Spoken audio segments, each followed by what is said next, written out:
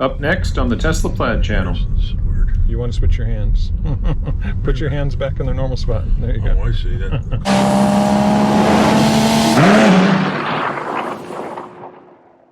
Welcome back to the Tesla Plaid channel, where today we're going to be talking about our Model X. Sorry, no racing this week. We've had rain, and we did just get the blue Model S Plaid back from the body shop, but we've got over 1,000 races posted here on the channel, so if you're looking for races, there's plenty to watch. So here's our Model X Plaid, and let me give you the straight scoop on what's going on with this. So we originally ordered this to race it on the channel, and we had some changes in our life since then. Actually planned to move to a new house. I know it looks like we're living large with these 3 Teslas here, but the fact of the matter is we've got more capital tied up in these 3 cars than the cost of the entire house. So we decided a couple months ago that this Model X wasn't going to be part of our future. We just can't swing it financially. So we decided we were going to cancel this order before it was delivered. And when I mentioned that to my dad, he said, "Don't cancel it, I'll buy it." Well, I had my doubts about that because he's over 80 years old and has never had a cell phone in his life, much less a smartphone. Never even used an ATM machine, he's very proud to say. But is he going to be able to handle all this technology and 1,020 horsepower, yoke steering wheel without any conventional stalks and controls?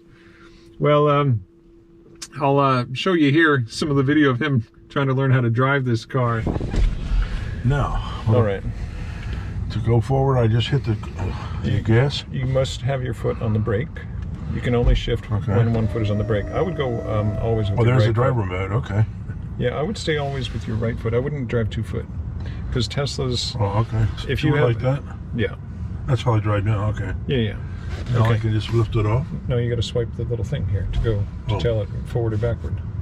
That's forward? Yeah. Okay. All right, you're good. Yep, you're in gear. So you look down and see you're going forward. It's the same as looking... There's this word. You want to switch your hands. Put your hands back in their normal spot. There you go. Oh, I see. That covers the turn. Yeah. Oh, this isn't bad. Now, let's see. I want to make a right. Let's pretend I want to make a left turn. Then you put your thumb on that one, yeah. And then I just make your lane change. Yeah. Are you comfortable with that thing down so low? Well, so far, I'm fine. But it's a smooth ride, I'll say that. Quiet too, isn't it? It's kind of like a golf cart in a lot of ways. Yeah. Except it goes a little bit faster. A little bit. I don't have any 1,000 horsepower golf carts. Yeah. I can't imagine. So slow down, because just after the sign, we're going to make a U-turn to the left.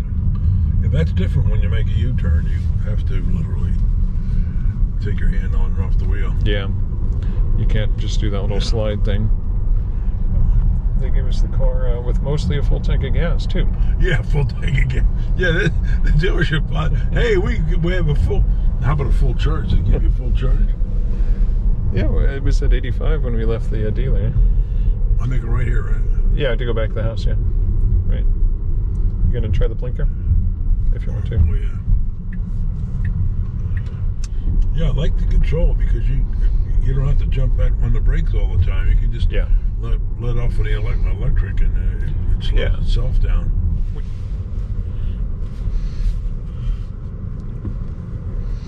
All right, now to park. Hit that? Yep, P to park. Pretty straightforward, huh? So far, so good. That's what the guy said as he went past the 58th floor on the Empire State Building after he jumped. And it became pretty obvious within a few days that it wasn't the right car for him.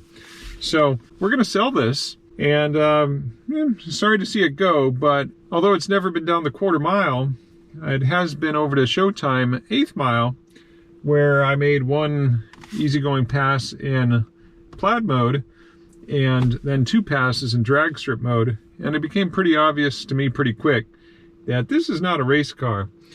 I'm not much of an SUV person. I don't like the feeling of being higher up, but you know, the higher center of gravity, these all-season tires that are rated, I think, for only 149 miles an hour as opposed to 160 something, on the Plaid Model S.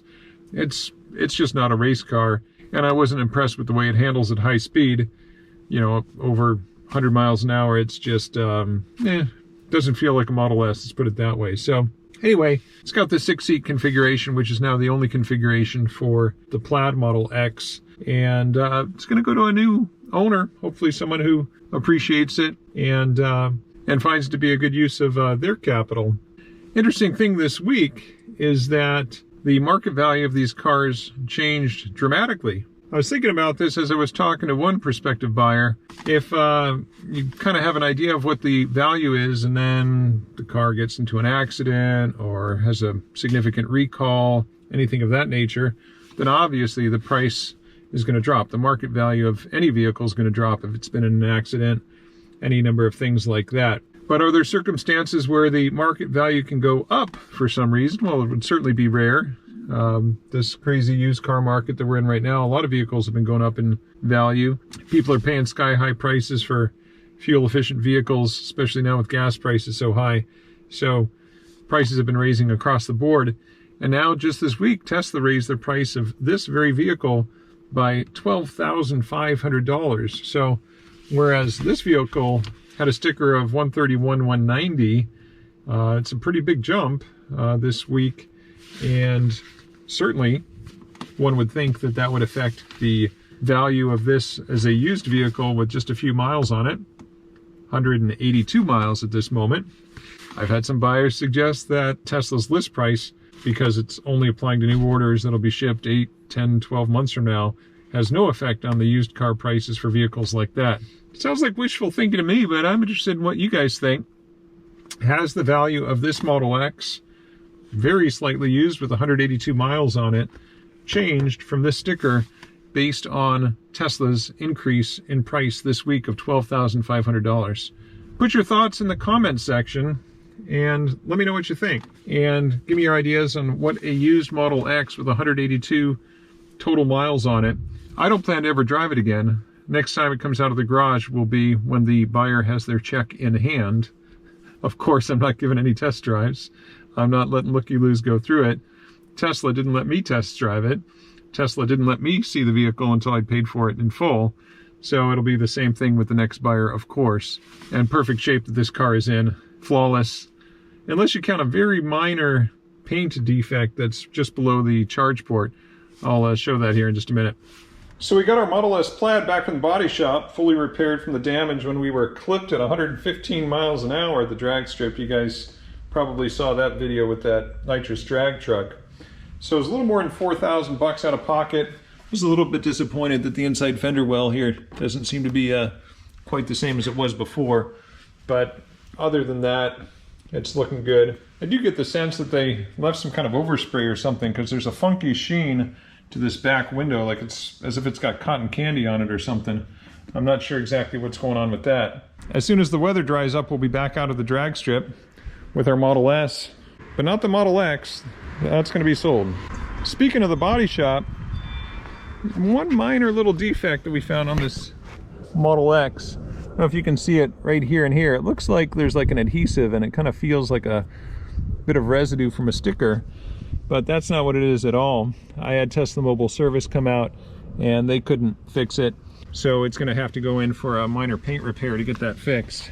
So, question to all my viewers out there, should I bother getting this fixed prior to selling it, or is this so minor that the new owner should deal with it? I didn't even notice it the first moment we picked up the vehicle. It wasn't until I plugged it in for the first time that I saw it, and then realized I couldn't get that off there myself. So I'm interested in your opinion. Put it in the comment section. Should I let the buyer address that minor paint defect, or is that something I should try to get fixed prior to selling it?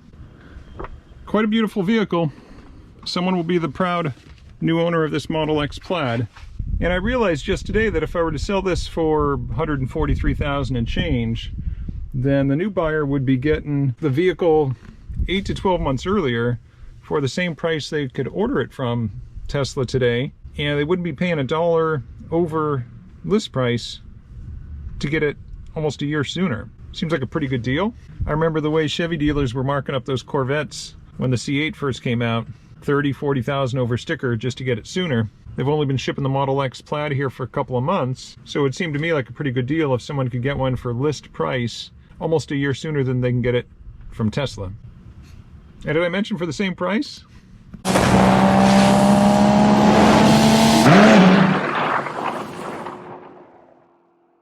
We're taking delivery of our Model X Plaid this morning. I think that's it right there in the front of the line.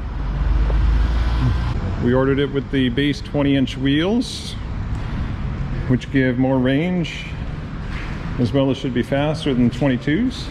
We got 275/45 series in the rear,